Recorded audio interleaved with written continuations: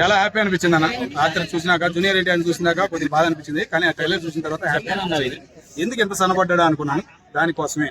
కానీ ఆ కత్తి తిప్పడం ఉందో చూసాను, కత్తికి ఏంటంటే ప్రతిసారి వంగిపోతాడు, నడువు వంగి, దీనిలో వంగలేదు. అదే ఒక హ్యాపీనెస్ అనిపించింది. ఈ సినిమాకి సెట్ అయ్యాడు అని ఉంటారు కదా, పరిమాణ డైలాగులు వదులుతారుగా, డైలాగులు వదలకుండా సినిమా కోసం కష్టపడుతున్నాడు అన్న ఫీలింగ్ అయితే అంటే చాలా మంది లైక్ గ్లిమ్స్ రాకన్నా ముందు ఆఫ్లైన్ లుక్స్ ని ట్రోల్ చేశారు కదా, వాళ్ళందరికీ రిప్లై ఇచ్చినట్టు కంపల్సరీ.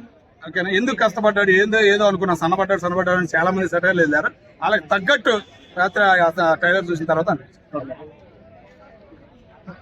అంటే మన గ్లిమ్స్ చూసుకున్నట్టయితే కేజీఎఫ్ సాలార్ సేమ్ అలానే ఉంది కదా మూవీ. దీంట్లో ఏం కొత్తదనం ఉంది, దాంట్లో కూడా ఫైట్స్ చంపుకోవడమే. ఎన్టీ రామారావు కూడా ఆ సినిమాలన్నీ చూసుంటాడు.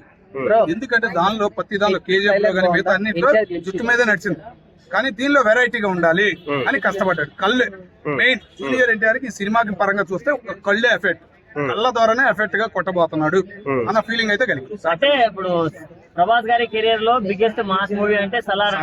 ఇది జూనియర్ ఎన్టీఆర్ గారి కెరీర్ లో బిగ్గెస్ట్ కంపల్సరీ ఆ పేరు వచ్చిందని నేను అనుకుంటాను. ఎందుకంటే ఆ లుక్ పరంగా చూసి, రాత్రి చూసిన ఆనందాన్ని చూసి కంపల్సరీగా అనుకుంటాను. ఓకేనా, ఇప్పుడు ఇండస్ట్రీలో జరుగుతున్న రెండు హాట్ టాపిక్లు ఏంటంటే పెద్ద ట్రైలర్ బాగుందా లేక ఈ గ్లిమ్స్ బాగుందా? గ్లిమ్సే నాకు నచ్చింది, ట్రైలర్ కంటే గ్లిమ్సే బాగా నచ్చింది. ఎందుకంటే ట్రైలర్ కొద్దిగా నాకు ఎఫెక్ట్ అనిపించింది.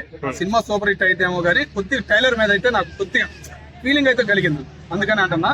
కాబట్టి అది ఏంటంటే సెట్ అవ్వలేదు, పవన్ కళ్యాణ్ గారికి సెట్ అయ్యాదా అన్న ఫీలింగ్ కలిగింది నాకు ఆ ట్రైలర్, అందుకని చెప్పేసి నేను ఆ మాట.